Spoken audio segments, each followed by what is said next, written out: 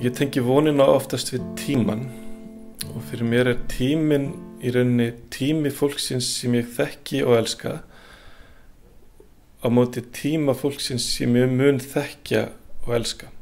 Sem sagt tíminn sem skapar mig og tíminn sem ég mun skapa.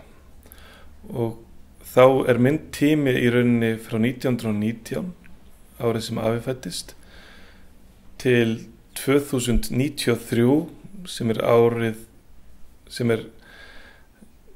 þegar dóttir mín verður enn á lífi ef hún verður jafngömul og afi, og barnabarn sem ég mun væntanlega þekkja og elska verður enn á lífi árið 2130. Og mér finnst mikilvægt að hafa svona ártölu í huga vegna þess að það fylgir í mikil ábyrgð að vera til.